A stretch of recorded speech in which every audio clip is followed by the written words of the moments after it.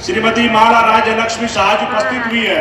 मैं हार्दिक अभिनंदन उनका करना चाहता हूं और आपसे करकल ध्वनि से उनका स्वागत के लिए भारत माता की, भारत माता की, भारतीय जनता पार्टी, भारतीय जनता पार्टी, माला राज्य लक्ष्मी शाह, माला राज्य लक्ष्मी शाह,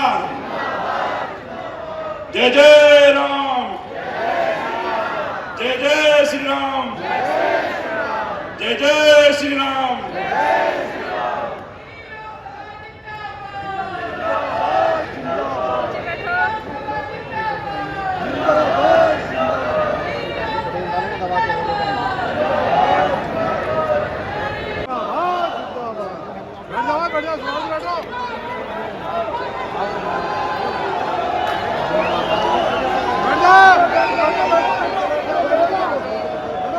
मैं निवेदन करना चाहता हूं कि आदरणीय उत्तर प्रदेश के मुख्यमंत्री योगी आदित्यनाथ जी हमारे उत्तराखंड की और देहरादून के धरती पे उतर गए हैं।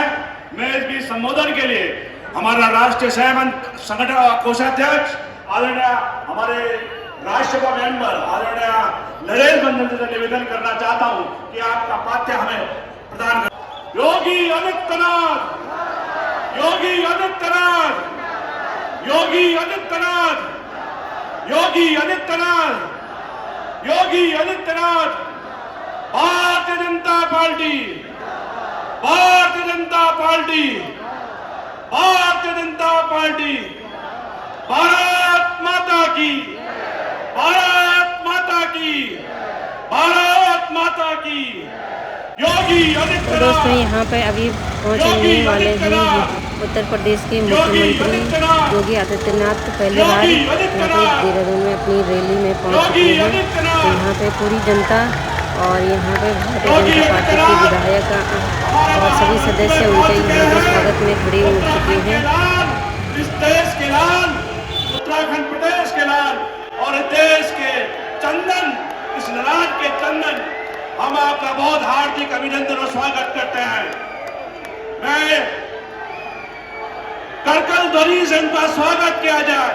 योगी आदित्यनाथ, योगी आदित्यनाथ, योगी आदित्यनाथ। मैं निवेदन करना चाहता हूं बाबा साहब अंबेडकर जी को पुष्पांजलि अर्पित कर हम सबके बीच हैं। ये सौभाग्य है देहरादून की धरती पर वो पहली बार चुनाव सभा करने आ रहे हैं। ऐसे योगी आदित्यनाथ जी का इस टेरी लोकसभा और देहरादून महानगर में बहुत बहुत स्वागत है।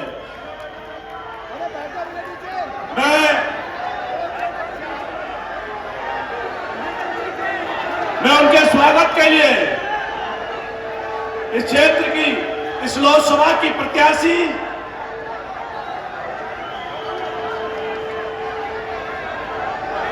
माला राज्य लक्ष्मी शाह कुमार गौतम जी से निवेदन करना चाहता हूं। इनका स्वागत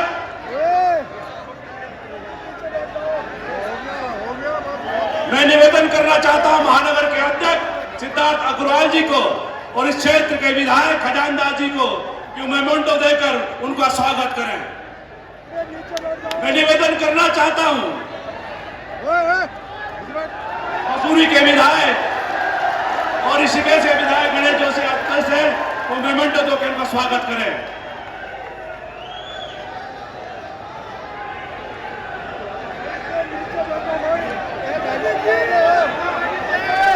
मैं टिहरी लोकसभा की यशस्वी प्रत्याशी श्रीमती लक्ष्मी राज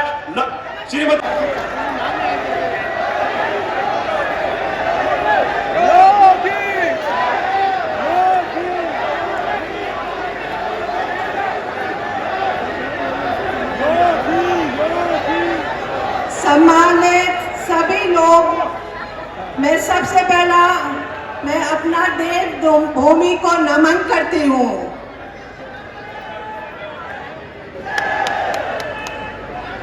और मंच पर उपस्थित आज के मुख्य अतिथि आदरणीय श्री योगी जी आदित्यनाथ जी, प्रदेश अध्यक्ष जो यहाँ पर महेंद्र बच्चे आने का था, आ नहीं पाए, हमारे चुनाव प्रभारी श्री दुष्यंत कुमार जी, राज्यसभा सांसद नरेश बंसल जी, उत्तराखंड सरकार के मंत्री श्री गणेश जोशी जी, प्रेम अग्रवाल जी, सभी सम्मानित और जो 60 साल में नहीं हुए हैं काम हमारे सरकार ने किए हैं।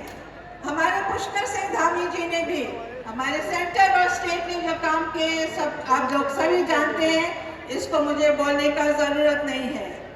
यहाँ सभी सम्मानित बैठे हैं, मेरे परिवार बैठे हैं और आज मैं ये भी कहना चाहती हूँ क्योंकि हमारे यहाँ एक और हमारे बीजेपी में शामिल हुए भाजी जो वैसे तो पहले भी हमारे परिवार थे मगर आज हमारे बीजेपी परिवार में सम्मिलित हो गए हैं।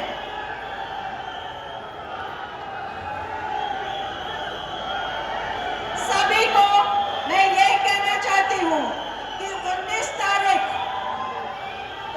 तारीख को सब लोग मिलकर कमल को वोट दीजिए क्योंकि ये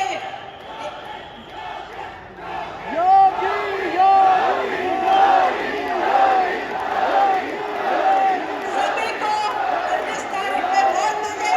जय उत्तराखंड, जय भारत।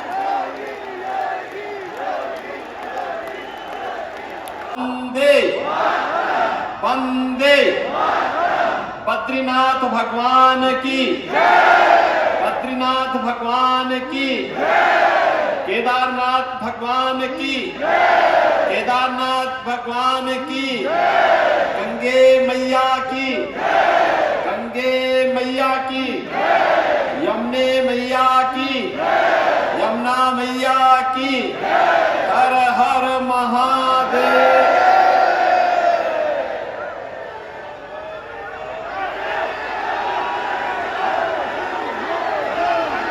बहनों और भाइयों, मैं सबसे पहले तो आप सबका हृदय से अभिनंदन करता हूं। मुझे आज प्रातः काल से विभिन्न कार्यक्रमों में भागीदार बनना पड़ा है। हम सब जानते हैं कि आज 14 अप्रैल की पावन तिथि है। भारत के संविधान के शिल्पी बाबा साहब डॉक्टर भीमराव अंबेडकर जी की पावन जयंती। प्रातः काल से अनेक कार्यक्रमों में व्यस्त रहने, उन कार्यक्रमों में भागीदार होने के कारण मुझे देवभूमि आने में थोड़ा लेट हुआ। इसके बाद श्रीनगर, फिर रुड़की होते हुए मैं देहरादून में आया हूं। देवभूमि को नमन करता हूं, आप सबका मैं अभिनंदन करता हूं। बाबा साहब डॉक्टर भीमराव अंबेडकर जी की स्मृतियों को भी नमन करते हुए उनके श्री चरणों में विनम्र श्रद्धांजलि भी अर्पित करता हूं। मंच पर उपस्थित भारतीय जनता पार्टी के चुनाव के प्रभारी उत्तराखंड से दुष्यंत गौतम जी, प्रदेश चुनाव के संयोजक श्री नरेश बंसल जी, लोकसभा की इस प्रतिष्ठित टिहरी संसदीय क्षेत्र से भारतीय जनता पार्टी की प्रत्याशी महारानी श्रीमती माला राज्य लक्ष्मी शाह जी, हमारे माननीय मंत्रीगण श्री प्रेमचंद अग्रवाल जी, आज के इस कार्यक्रम में उपस्थित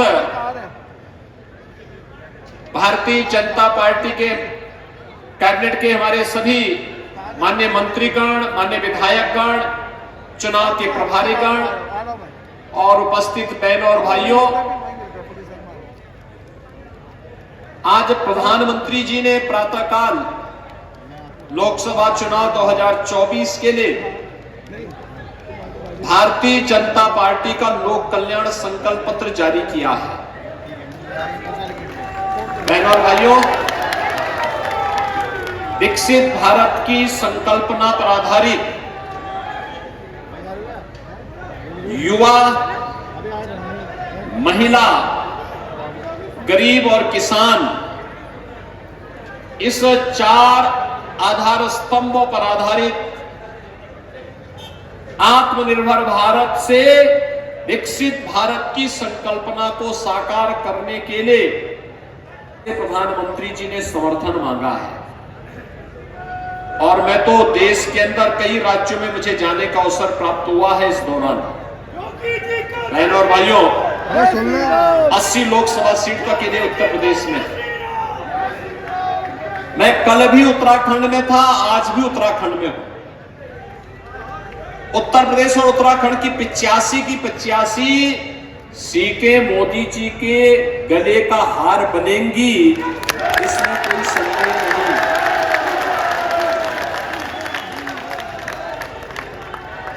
पूरे देश के अंदर एक विश्वास पैदा हुआ है। बदलते हुए भारत को आज की पीढ़ी देख रही है। एक नया भारत जिसका दुनिया के अंदर सम्मान भी है, जो सुरक्षा भी देना जानता है और दुनिया को सुशासन का मॉडल भी देता है।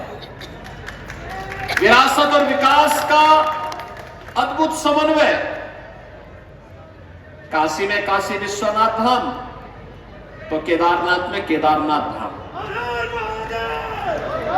बद्री विशाल का धाम भी भव्य स्वरूप ले रहा है, तो 500 वर्षों के बाद अयोध्या में रामलला भी विराजमान हो रहे हैं।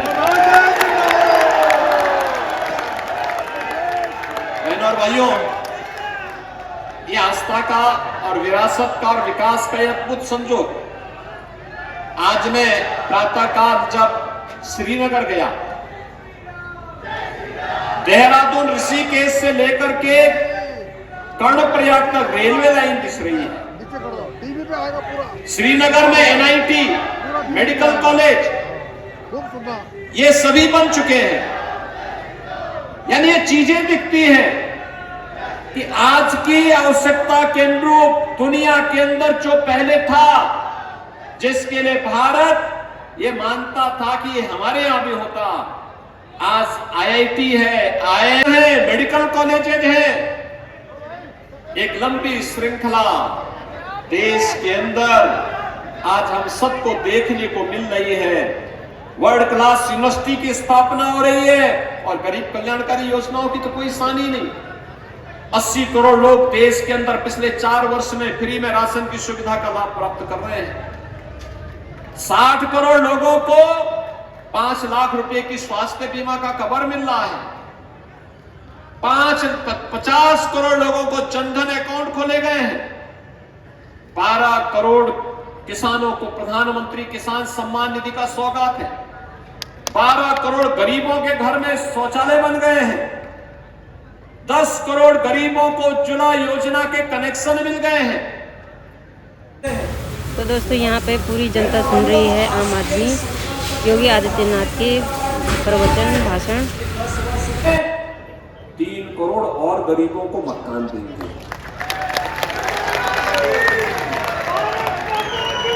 बहनों और भाइयों, 5 वर्ष तक लगातार ये राशन की सुविधा का लाभ गरीबों को प्राप्त होगा। यही अंतर है। कांग्रेस की सरकार के समय लोग भूखों मरते थे। आज कोरोना जैसी महामारी का सामना करते हुए भी वर्तमान भारत 80 करोड़ लोगों को फ्री में राशन दे रहा है। और भारत से अलग हुए पाकिस्तान की स्थिति क्या है? यहां तो 80 करोड़ लोगों को फ्री में राशन, वहां 1 जून रोटी के लिए, 1 रोटी के टुकड़े के लिए छीना झपटी आप वहां पे रोजमर्रा की चीज देखते होंगे। भीख का कटोरा लेकर के पाकिस्तान दुनिया के अंदर घूम रहा है। बहनों और भाइयों, यही है। एक तरफ नेशन फर्स्ट के साथ मोदी, उनके समय जातिवाद का नंग तांडव होता था, आज राष्ट्रवाद का अलग जगाया जा रहा है।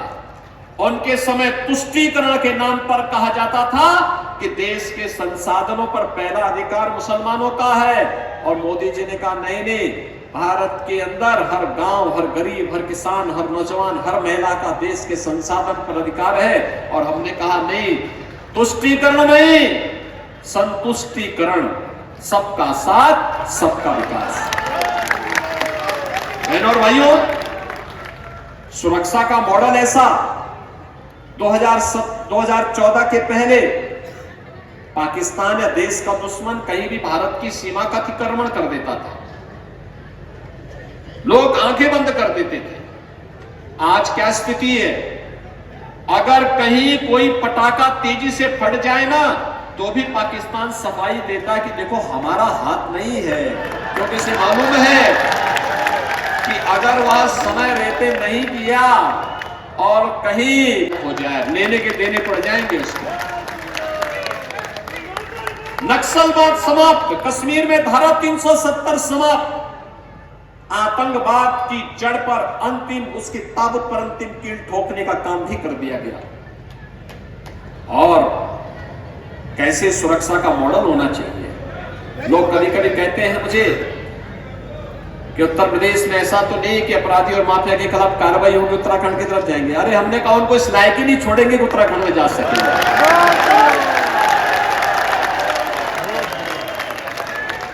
लोग कहते हैं जेल भेजाएंगे फिर करेंगे। अरे हमने कहा जेल जाने के पहले जहन्नुम के रास्ते खुले होंगे उनके, चिंता मत करो। और इसलिए भाइयों, मैं आपके बीच आया हूं आपसे कहने के लिए, टिहरी की ये प्रतिष्ठित सीट बहुत मायने रखती है। महाराजा मानवेंद्र शाह जी ने कई बार यहां का प्रतिनिधित्व किया। भगवान बद्री विशाल और केदारनाथ धाम के प्रतिनिधि के रूप में यहां की जनता जनार्दन उन्हें सम्मान देती रही है। और बहनों और भाइयों, यह है विरासत का सम्मान। विरासत को हम इस रूप में सजो करके रखे रहे। सम और विषम परिस्थितियों का सामना करते हुए हमने अपने प्रतिनिधि के रूप में मान करके उनके अनुसार मुहूर्त तय करवाते हैं, कब हमारे तीर्थ के मुहूर्त तय होने हैं, और उस मुहूर्त के अनुसार फिर हम अपने कार्यक्रम को आगे बढ़ाते हैं। ये तो सौभाग्य है टिहरी लोकसभा क्षेत्र के लोगों का कि वही विरासत को आप भी आज संभाल करके आगे बढ़ा रहे हैं। इसके लिए मैं आपका अभिनंदन करता हूं। बहनों और भाइयों, यही तो विरासत और विकास का अद्भुत संजोग आज भारत को दुनिया के अंदर एक विशिष्ट स्थान दे देता है। को लेकर के लोगों को पता ही नहीं। देखो ने कांग्रेस के लोग क्या कहते थे? कहते थे राम हुए ही नहीं। और जब हमने राम मंदिर बनवा दिया, मोदी जी के नेतृत्व में राम मंदिर बन गया, रामलला विराजमान हो गए, अब कहते हैं राम तो सबके हैं। बोलते हैं ना, पहले कहते थे राम हुए ही नहीं, अब कहते हैं राम तो सबके हैं। लेकिन भगवान राम का जो महोत्सव हुआ था अयोध्या में, उसमें सब फिर भाग गए थे। इन्होंने कहा नहीं, हमारा सेकुलरिज्म खतरे में पड़ जाएगा। तो बहनों और भाइयों, जो आपकी आस्था का सम्मान नहीं कर सकते हैं, तो फिर जो देश को समस्या देते हो, देश के अंदर जो भी समस्या हो, आतंकवाद की, नक्सलवाद की, भ्रष्टाचार की, अराजकता की, जातिवाद की, ये सारी की सारी समस्या तो कांग्रेस की देन है। तो फिर इस समस्या को ढो करके ले चलने की आवश्यकता क्या है? चुनाव तो एक आपके सामने अवसर है, और इस चुनाव में बिना किसी उसके हमें देश के नेतृत्व को देखना है। पूरा देश मोदी जी पर भरोसा कर रहा है, विश्वास कर रहा है। एक ही आवाज है पूरे देश के अंदर, और वह आवाज है कि फिर एक बार मोदी सरकार, फिर एक बार मोदी सरकार। और उत्तर प्रदेश और उत्तराखंड में तो एक ही आवाज आ रही है, जो राम को लाए हैं उनको लाएंगे। तो जब सारी समस्या का समाधान एक ही, यानी सारी बीमारी का एक ही दवा, वह है राम नाम। और वह है कि कांग्रेस से पूछिए, आप तो कहते थे राम हुए ही नहीं, और आज कहते हैं राम सबके हैं।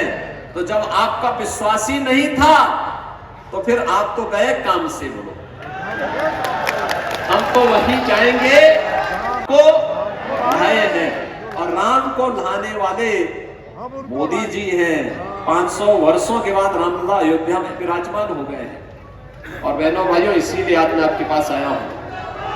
आज आप देखते होंगे, क्योंकि उत्तराखंड से जब आप दिल्ली या लखनऊ की तरफ आते हैं और नीचे चलते हैं, पहले होता क्या था, उत्तर प्रदेश में 17 के पहले कर्फ्यू लगा रहता था। 2-2 महीना, 3-3 महीने तक कर्फ्यू, कोई सुरक्षित नहीं था। इसलिए 7 वर्ष में दंगा नहीं हुआ, कर्फ्यू भी नहीं लगा।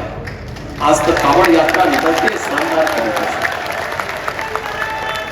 ये भाजपा के कारण हुआ। यह जो परिवर्तन आज आपको देखने को मिल रहा है देश के अंदर भी, ये सच है। विकास हो, सुरक्षा हो, सुशासन हो, ये पूरा मॉडल मोदी जी ने दिया। मोदी जी नेतृत्व करता है। लेकिन बहनों और भाइयों, इसका श्रेय देश की जनता जनार्दन को जाता है, जिन्होंने मोदी जी को चुना, बार बार चुना। क्योंकि आपका एक वोट सही जगह जाता है, सही पार्टी को जाता है। तो बहनों और भाइयों, आपको सुरक्षा भी देता है, देश को समृद्धि भी देता है, सुशासन का मॉडल भी देता है, और हमारी विरासत को सम्मान भी देता है।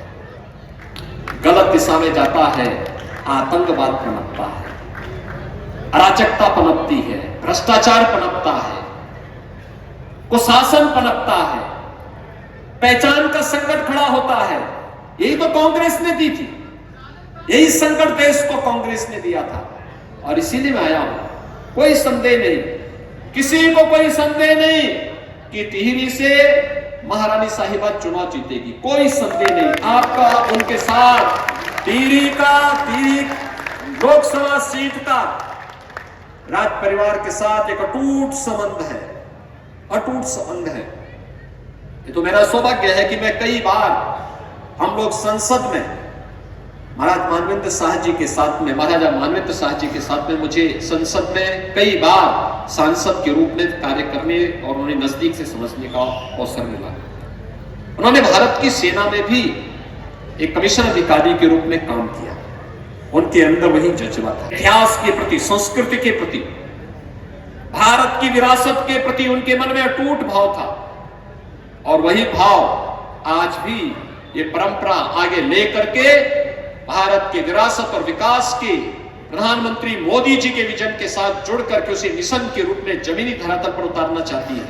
और इसके लिए यहां पर प्रधानमंत्री मोदी जी ने उत्तराखंड वासियों से जो आह्वान किया है, उन्होंने कहा उत्तराखंड में 5 लोकसभा सीट है, पंचकमल उत्तराखंड में खिलने चाहिए। तैयार है? तैयार है ना? हर सीट पर कमल खिलेगा, सहमत है ना? और टिहरी से तो यहां पर महारानी श्रीमती माला राज्य लक्ष्मी शाह जी आपके प्रत्याशी के रूप में फिर से आपके पास है। सभी लोग सहमत है ना? 19 अप्रैल को ही चुनाव है, और चुनाव के दौरान ये अपेक्षा करना कि प्रत्याशी घर घर आए, गांव गांव जाए, बहुत कठिन है। पहाड़ में तो इसमें गांव दूर दूर है, हम लोग जाएंगे, वार्डों में भी नहीं जा सकता व्यक्ति चुनाव के दौरान, क्योंकि कुल 14 दिन का चुनाव होता है और पहले चरण में चुनाव है। तो बहनों और भाइयों, आपको ही प्रधानमंत्री मोदी जी का भी और महारानी साहिबा का भी प्रतिनिधि बनना पड़ेगा। सहमत है? घर घर जाएंगे, कमल खिलाएंगे, लेकिन इसकी शुरुआत होगी चुनाव के दिन पहले मतदान से शुरुआत होगी। दिनचर्या पहले 3 घंटे में 50% मतदान करवा दीजिए।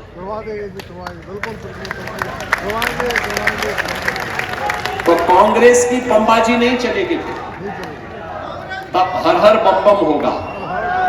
और उत्तराखंड में 5 सीटों पर हर हर बम बम के नारों के साथ 5 सीटों पर कमल खिलाने का काम करना है। सहमत है ना? सहमत है? तो मेरे साथ बोलेंगे, भारत माता की, भारत माता की, भारत माता की।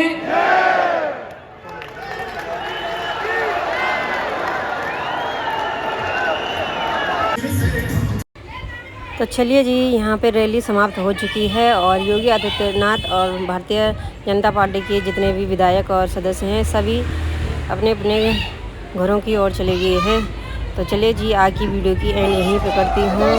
जय देवभूमि, जय देव उत्तराखंड। ज़्यादा से ज़्यादा वीडियो को शेयर करना और सब्सक्राइब करने की ज़रूर कोशिश करना।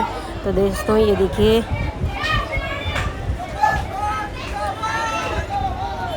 कितनी भारी सभा में यहाँ पे जनता पहुँची थी और आम लोग और यहाँ पे साधु संत सभी लोग यहाँ पे पहुँच चुके थे।